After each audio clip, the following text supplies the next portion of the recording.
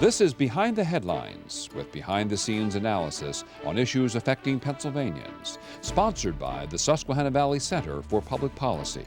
Now, here's your host.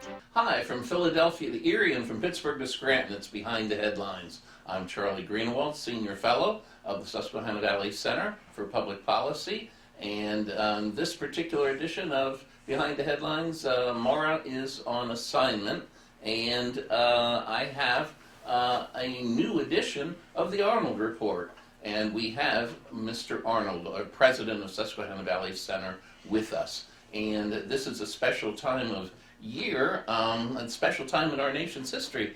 It's the 250th anniversary of the birthday of the United States, and there are celebrations everywhere. And it's an interesting time to reflect on how precious our liberty and freedom are. Isn't that true, Ed? Yes, and foreigners are very happy when they're coming for, of course, the World Cup, and they're really celebrating how they feel America is really a neat place to be. It's amazing how they've criticized their own press now, because the press, like ours, painted it very negative. Yeah, it is interesting to see. We'll see how the World Cup turns out. Well, we have a new set of questions from our viewers about finance, the world of finance and investment, and they'd like to seek your background, your experience, and your knowledge. Let's start out with the first question, and by the way, on the bottom of the chyron on the screen, it shows the email that you can send questions for Mr. Arnold for future shows. Well, number one, Mr. Arnold, as we enter the tourist season, could you please give us some tips on international travel? What are the best countries in Europe to travel to, where Americans can find the best bargains, and how can we stretch our dollars in Europe? Well, one thing I can say is that Europe has gotten more expensive for reasons that I don't quite understand. The euro has become quite strong against the dollar. It was at one time 1-to-1. Today, it takes 1/16, and we're 16% more valuable than the dollar today. So obviously things cost 16% more in Europe. Mm-hmm. However, the biggest thing is there's a lot of really nice countries. In fact, I've been to most of them. Portugal, Hungary, Greece, especially the mainland, not the islands. The islands are very expensive. That these areas, Czech Republic, basically, if you use your, let's say, don't go to the premium hotels, go to the local restaurants, use public transportation, but these countries specifically, the people, all of them speak good English, very friendly, but just apparently, so there's no reason to go to what I call the mighty, the France, England, Germany, which are very expensive. Mm-hmm. You said you have been to all those countries as well. Yes. Okay, so are you going back?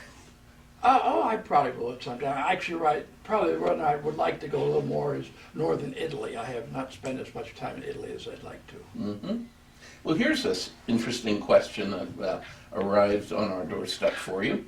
Something that I never expected to see. There's a new concept called joy-based budgeting. What is joy-based budgeting, and does it work?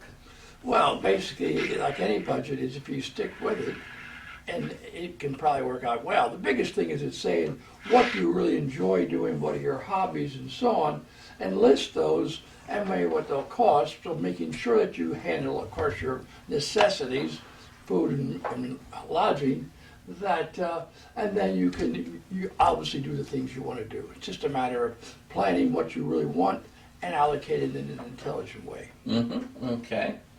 Well, here's a question that's been in the news quite a bit in the last couple of months. Will Boeing be able to produce all the jets that China ordered during President Trump's visit? It seems that they cannot fill domestic orders anymore. How will they fill this huge order? In fact, I saw the other day in the news, they can't fill the finish filling the order for the president's 2 new jets. That's been delayed. Well, that is, let's put it this way. Hopefully, they've got new management in Boeing. And Boeing at one time was an extremely well-run company that and made the best products in the world. Then they got management who favored, the bottom line was really it was concerning and the company really suffered. Hopefully now they've got themselves back on a better track. They can increase production somewhat, and they'll have to shuffle the deck. Sometimes it's China planes, sometimes domestic. Things will be pushed back. They don't have to worry about losing orders because Airbus is in the same position. Because the newer jets are more efficient, everybody wants the newest. It's just going to take time. So that it's just a matter of they'll work them in with the other production. Okay. In addition to new business orders, this viewer would like to know what is the amount of new business investment that President Trump brought back from China? How many jobs will this investment create in America, in your estimation?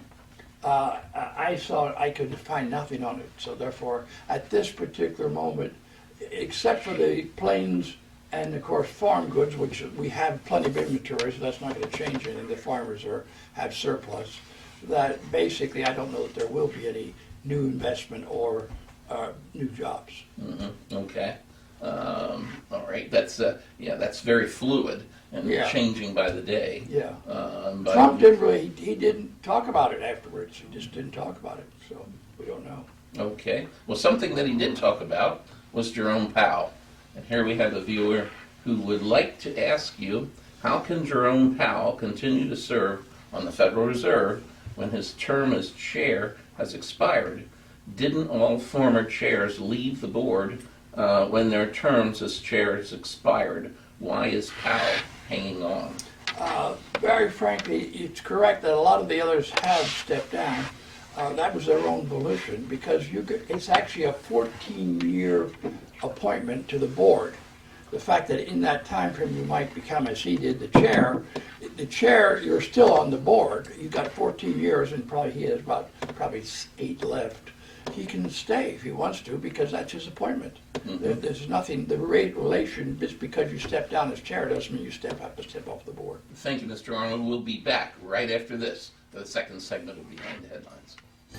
Behind the Headlines is brought to you as a public service by the Pennsylvania State Association of Township Supervisors, the largest, most influential municipal association in the Commonwealth. Since 1921, PSATS has been preserving and strengthening township government and securing greater visibility and involvement for townships in the state and federal political arenas.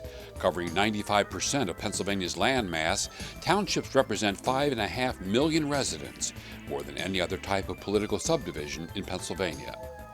Additional underwriting provided by the Worrell Corporation Foundation, based in Carlisle, Pennsylvania, by the Edward H. and Jeannie Arnold Foundation, and by the Pennsylvania Manufacturers Association.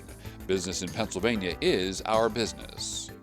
Behind the Headlines is also supported as a public service by the Pennsylvania Highway Information Association, the go-to source to learn about transportation projects and issues. Visit pahighwayinfo.org. Welcome back to Behind the Headlines. On Behind the Headlines this week, we have the president of Susquehanna Valley Center for Public Policy, Mr. Edward Arnold, who is joining us for a special edition of the Arnold Report. Ed, getting back to the questions from our viewers, the next one that we have is, Mr. Arnold, you've done a good job in the past of explaining cybercurrencies, and we have talked about them many times in the past. Would you please bring us up to date on the state of cybercurrency? How is their health? Are they safe to use? Has the number of these currencies been diminishing or growing? Which ones are safe to use, and do you use them? I can go over those again. Yeah. That's a lot of questions at one time. Well, first of all, number one, the answer is I don't directly use them. I've invested in them, but indirectly through an investment thing, not directly buying, owning coins. As far as the coins, which, to my surprise, number one, as an investment for the last 5 years, they were unbelievably, in basically 2021, they went they went wild and went up astronomically. Since that time, they've done nothing. They've gone up and down, but they've remained the same. What's the reason for that, Ed? Do you know? Well, it's supply and demand. It's a very volatile asset. It can't be evaluated because it has nothing behind it. So therefore, people decide. The rumor right now is that it went down a lot because people sold their crypto coins so they could have money to buy into SpaceX. Is that true or not? I don't know. Maybe it is. Plus, there's several others besides SpaceX. There's two more other companies that will be potentially large IPOs. So basically, I mean, as an example, back in 21, cryptocurrency had soared to 69,000. But in 22, it dropped to 16,000, which is obviously pretty drastic. Yes. And considering the fact, now again, it went up as high as 120-some thousand within the last year, but right now it's around 60,000, so it's actually below what it was in 1922. I mean, 2022, I'm sorry. So it is. Now, again, you got to realize there are two kinds of crypto. There is the most common, which is Bitcoin and Ethereum and so on, which are very volatile because they're bought and sold and traded. Then there is a thing called Tether and several others, what they call stable coins. Stable coins are backed by the US dollar. They have assets behind them and they don't move. They don't go up, they don't go down. They are 1-to-1 with the US dollar. So if you want to really, like transferring something to somebody out of the country or something like that, it's very efficient, and in this case there's no risk. Where if you do it with a regular coin, it can change, obviously it changes its value drastically. So, and right now, it's, for whatever reason, and I don't think anybody really knows, obviously there's more sellers than buyers, so the price goes down. But because overall, there are stores. Now, how exactly they do this, I'm not sure. Suppose there's about 250 stores that accept cryptocurrency in some manner. Now, some of it is with credit cards, some of it is with debit cards, some of it's very special things that they do. McDonald's supposedly, Walmart, Burger King, Banana Republic, Barnes & Noble. Now, exactly how, I don't know. Since I don't own coins, I couldn't go. I mean, theoretically, you take your telephone and show them on your telephone, and somehow like that. I don't know. But as far as to say that they gyrate around, but they're still being used. And now the only place I know where it was a negative, you could buy a Tesla with one, and you can't now. He stopped accepting Bitcoins. Oh, okay. So therefore, he was one that did. But so overall, it continues to be in some ways, a very efficient coin to do certain functions. And if you use a stable coin, you don't have to worry about the fluctuation. Ethereum especially is very, very good in business transactions. Okay. But unfortunately, just like Bitcoin, when we talk cryptocurrency and Bitcoin, Bitcoin is 60% of the crypto market. It's worth, which is high as over $2 trillion, is Bitcoin. So, and the whole market was more than 3. So obviously it was 2/3. So basically, Bitcoin is what we tend to talk about, and that fluctuates. All the rest of them generally fluctuate similar, but there's literally hundreds of cryptocurrencies. An awful lot of them are going to go out of business. They're high risk. Okay. Well, something else, talking about high risk, this particular viewer would like you, this particular viewer says, would you please tell us how the United States will ever be able to successfully deal with our national debt? Is going back to a gold standard part of the answer? I do not believe the gold standard could do anything. It's very simple. If you spend more than you have and borrow money, obviously that's bad. Your legislators make that decision. People demand of the legislators. They want things. I mean, basically, food stamps. Right now, there's literally 40, 50 million people getting food stamps. And some of them probably shouldn't. A lot of them need it. So overall, these are necessities. Unfortunately, because our debt has gotten so high, our interest on our debt is $1 trillion. Right now, the present budget, for this year is 7.4 trillion.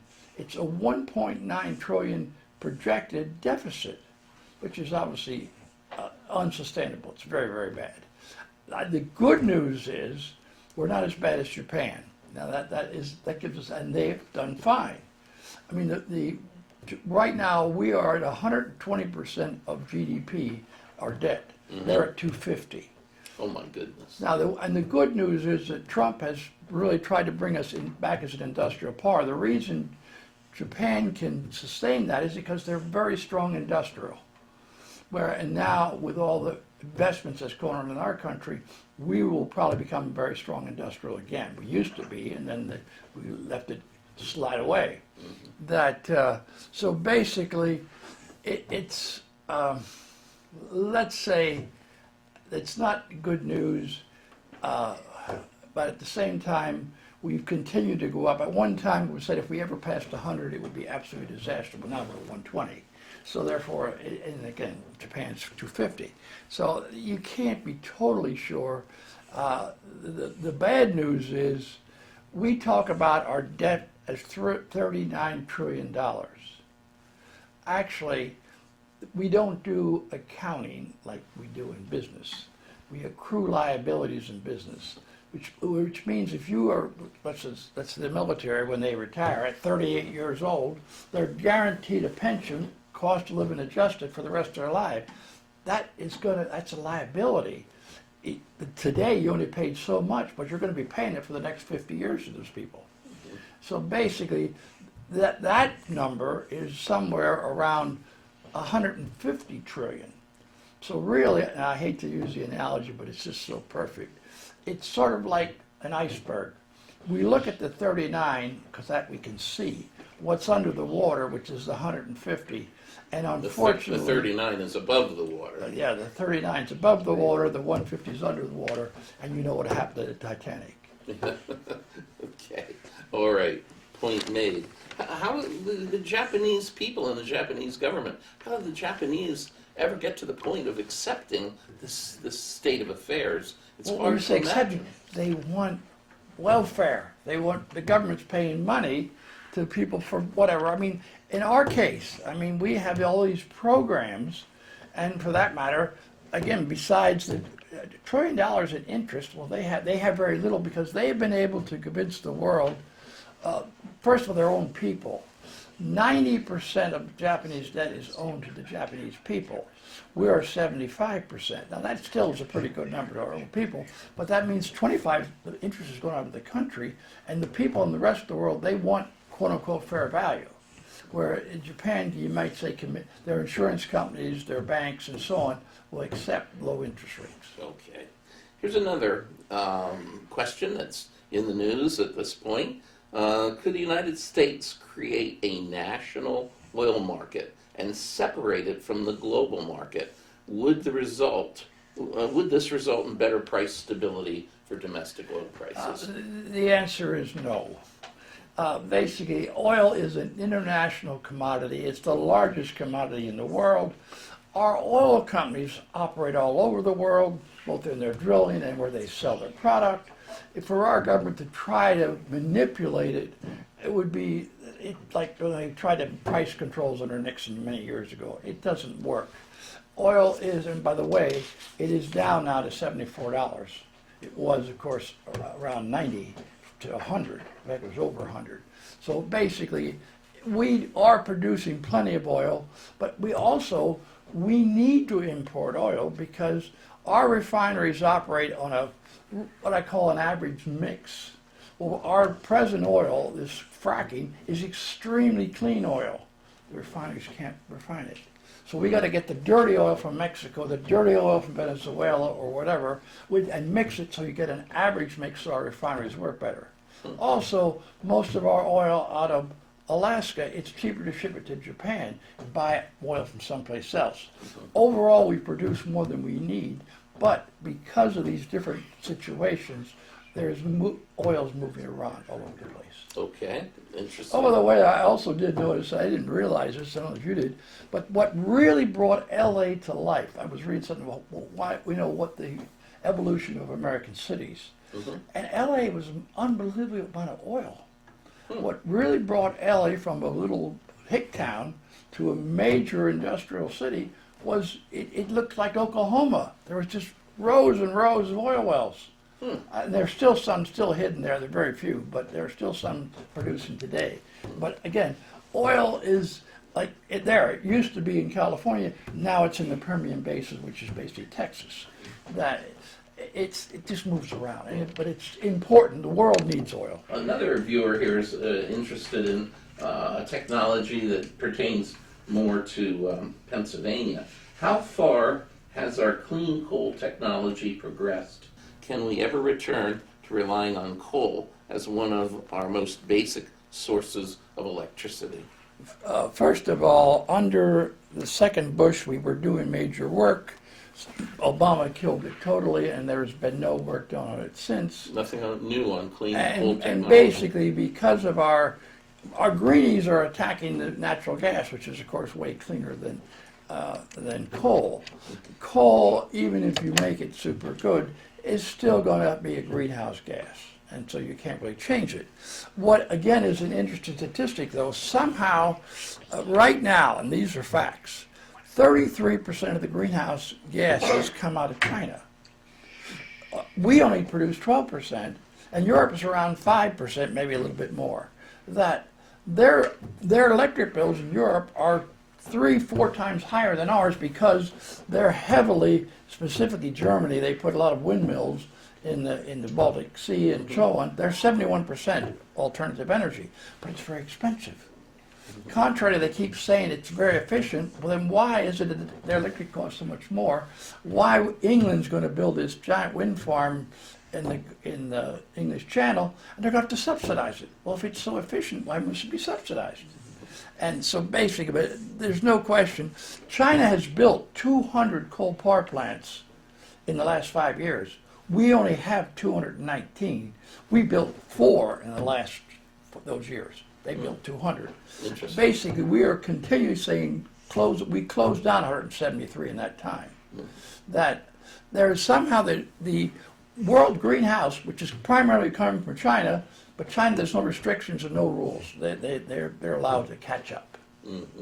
Interesting. The next question.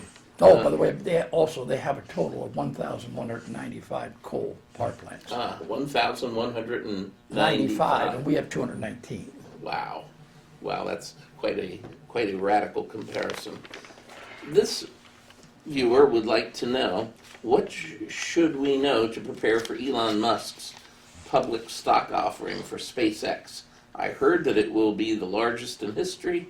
What do you think that a share will sell for initially? Well, now, this is already happened. Yeah, we can now say that what it did sell for. Yes. Ironically, first of all, there is, when a stock comes out, they balance when there's a lot of orders pushing. Well, theoretically, it came out at $135 a share. Practically, you couldn't buy it until it was 160. There was no market. It moved automatically, and then it moved all the way up to 225. However, today it's back down to 156, so it's actually below what you'd have bought it if you bought it right when it was ordered. So overall, it's very volatile.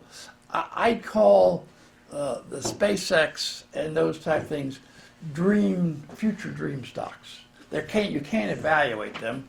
What's unbelievable is that SpaceX lost over $4 billion last year, only had sales of around $16 billion, and the first quarter of this year, they already lost $4 billion more, and it appears they're growing at around 15% a year. Well, first of all, whatever they're growing, that doesn't sound like they're going to start to make money. So it's a dream. It's almost like buying crypto. Yes, they do these wonderful things, but to say their value, in my opinion, it'll go below $100 a share, and not too far. Well, here we're as always, we're running out of time. In the last 2 minutes here, perhaps you could give us an update on the modernization of Pennsylvania's electric grid. How's that? Well, that's very good news. According to everything I could find, that everybody is agreeing that we're doing a very good job they're meeting their objectives, and our grid is being improved. It's got a little work to be done yet, but they're doing a very good job. Another viewer would like to know, will American industry be able to refill all the defense orders, especially for ammunition, that are pending due to the Middle East conflict? It's interesting that, first of all, American industry does tend to adjust. In the one of the missiles, and I'm not which one, they've already tripled production. Another one, they quadrupled production. That basically speaking, I'm assuming because before we only used them to practice, so we didn't use very many. So they had a plant that had a lot of capacity, was probably operating one shift less than 100%. Well, to operate 2-3 shifts, you have to train some people, but your equipment's all there. So basically, to say that we can't increase substantially our production over time, it'll take us a little time. But yes, I believe that we will, in fact, let's say, restock.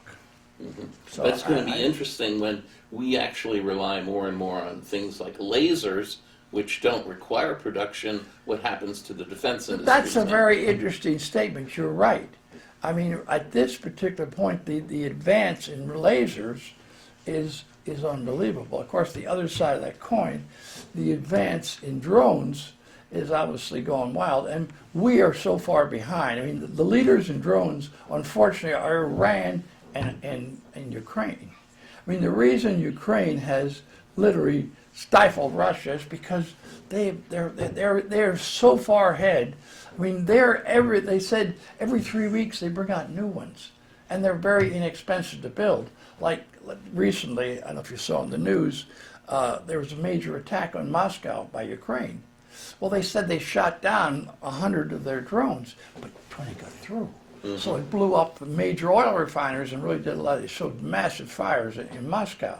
So basically, drones are the future. So in many ways, a lot of our missiles, I'm going to say war's going to change. We've got to learn from Ukraine because they're the leaders. Okay. Well, unfortunately, we've run out of time again, but we ask you, the viewers, to continue to send your questions to Mr. Arnold for the future, and we will present his answers when we get your questions.